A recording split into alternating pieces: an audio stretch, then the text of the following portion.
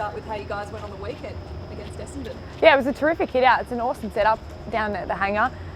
Terrific environment, and it was Essendon's first chance to don the red and black, and so that was pretty special for them. And to play last season's grand finalist is obviously not an easy start to play, but I thought we had a really good hit out. It was competitive, and all we needed to get out of a practice match.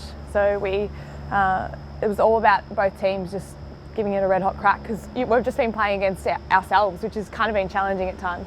Is there a sense that the intensity and the standard of the competition will lift again this year? Oh, absolutely. You only have to look at VFL level this year, AFLW level this year, to see how amazing some of the athletes were, and just the progress of our smaller leagues, from our juniors all the way through to our elite competition. The skill level is just incredible. So I think the opportunity for 4 new teams to come in and show their stuff is exciting and adds another dynamic to the league. What about playing at the G? How exciting is that? Oh, we loved, like last year, having the opportunity in the prelim to step out on the G. It was what dreams were made of, and it was nothing short of what we imagined it would be. And again, it's a practice match. It'll feel like a final for some reason at a G, and I think that's something that will change over time, because we'll get more opportunities at the G and it'll feel less like a big occasion. And it's a practice match, so it'll still feel special because we haven't had many opportunities at the G, and we'd love to have more. So this is a great opportunity to be out there competing against Carlton before the men's match, something that we'll keep seeing more of, I think, with the timing of the season and where it's at. So that's the template for the future, you think?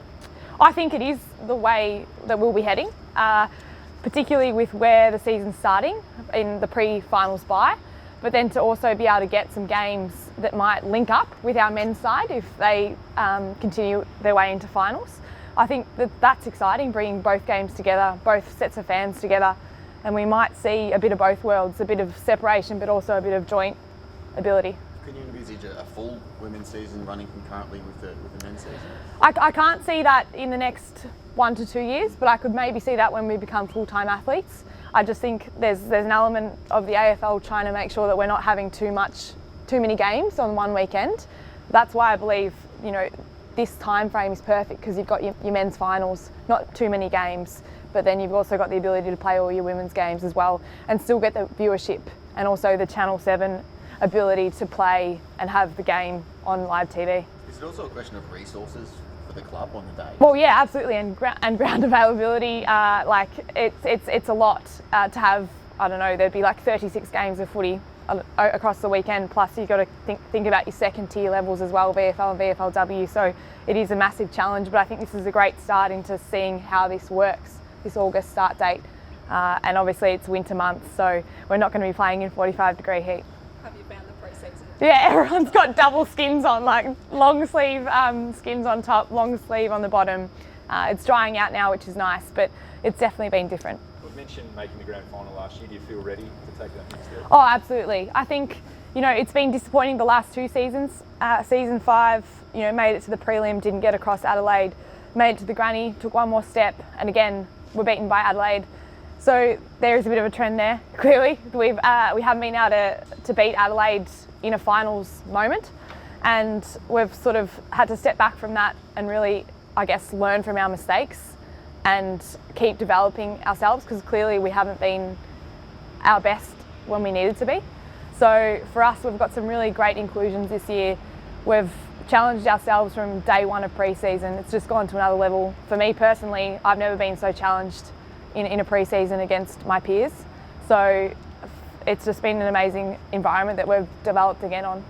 In what way, when you say you've never been as challenged? Just the physicality of training. It's like you're playing up against some of the best forwards in the comp. Taylor Harris, for example, Daisy Pearce. We've got some of the best midfielders and best defenders, and we're like contesting one-on-one every training session like it's life or death. So for us, that's what it needs to be to make sure we get over the line in the most important moments. How have you found the short gap between the seasons and firing up into another pre-season?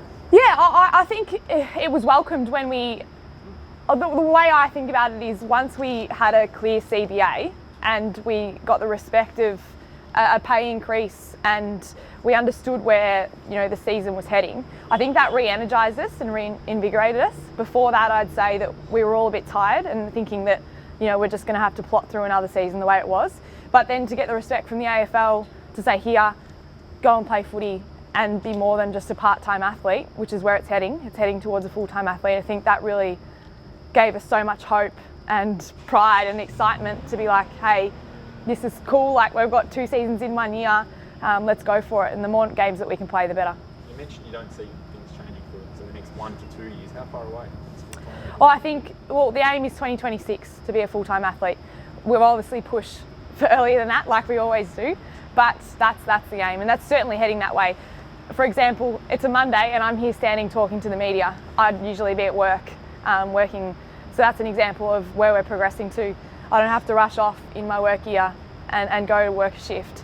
So I think that's just a change right here, right now, that we're seeing that it's getting to that point. We're only a few weeks off round 1. Would you like to see more promotion of the start of the women's competition? Yeah, absolutely. But I think that's what this weekend's about. The G, the practice match on the weekend, we hardly had any umpires. It wasn't an official practice match. This weekend is where it ramps up. We're going to have official umpires. We're playing at the G. We're playing before the men's. It's where it ramps up. So I think we'll start to see that this week. Sorry. Yeah. You finished, sorry. No, I was just going to say, you guys got a big part to play in that. So we can push that starting now. Can you just double back on the work situation? Do you mind me asking, so what, are you not having to work full time now at all? Or? Well, there's a few athletes that are obviously still working because they're committed to their careers, but there is an opportunity this season where the competition has developed in such a way that players have stepped back from work because we now have the funds to support being more of a full-time athlete. And in some respect, I'd say if you're not totally doing that, the competition's going to surpass you. And that's something that we've spoken about as a team, in that if we're not committing to the amount of hours that we've now been given, then every other team's going to be doing that. So there is an element of understanding that the competition is heading this way, and it's not so much being a full-time worker and a full-time athlete anymore. It's, you've got to sort of take back your work now and become more of a footballer. In that sense, can you see a change in the way new players are approaching the sport when they come into it, when they get drafted, for example, going into state instead of staying in their home state? Yeah, absolutely. I think it's exciting though. Like I think the AFL and all the clubs always encourage, you've always got to have something outside your life, outside of your football life, and we see that in the men's competition as well. But I feel like that's something refreshing about the women's competition, is we've got another life and another part-time ability to go and work and contribute to the community in other ways other than football. So I think that's something that I'm really passionate about for all our younger girls coming through, that they do have that other career as well. And this premiership push will involve Daisy Pearce again. How pumped are you to have her by your side? There's no words to describe how pumped we are to have Daisy again, and she's an amazing person, amazing athlete, and I think she leads us in an incredible way.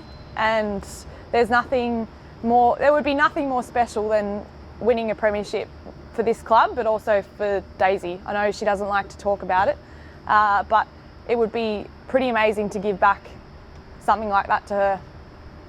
Just on Adelaide and round 1, only 20 days away, you guys are on record as saying you've not watched the grand final from last year. Do you aim to watch it in preparation for round 1, or well, are you going to keep that? I would assume that every individual's kind of gone back over it, but we haven't really gone over it as a team. We've looked at parts of it, but in terms of how we can improve specific elements of the game, but we haven't sat there and sort of gone over our disappointment of it, because we did that and we've crossed that bridge, and we need to sort of move on with the quick turnaround, and I think that's kind of helped, in all honesty. There hasn't been sort of a 6-month wait between like meeting your enemies again, or your opposition. So it's been quick to 8 weeks turnaround. You can't really worry about too many things other than just improving again as a team. Say enemies with Adelaide, and before you mentioned grand final loss, prelim loss against them, would you say they're the team you'd love to beat from the grand final? Are they your biggest rivals, do you think? Yeah, they are. They're absolutely the biggest rival over the past couple of years, and a team that we haven't been able to I guess, take that next step in a big pressure moment and really get over the line against a team like them. So it's definitely something that we're aiming to improve on this season, is making sure that we can capitalise in those big moments against the best sides in the competition. And Adelaide, Brisbane have been the best sides for six seasons now. So they're definitely teams that invite, you know, a higher level of energy when you go and play them. How handy is it that they don't have Aaron Phillips anymore? I guess it's there's definitely, for the backs especially, it's nice not to have to play against Aaron Phillips when you're playing Adelaide, but we'll meet them when we play Port Adelaide. But she adds, I guess, another element to each team that she plays in. She's just makes something special out of nothing, and she's a clutch player, so she'd be able to finish games off when no one else can. One of the best players you'll ever play against. So yeah, I think it does add another element to Adelaide, having not have her in the forward line, but I think they've got enough depth to fill that spot easily.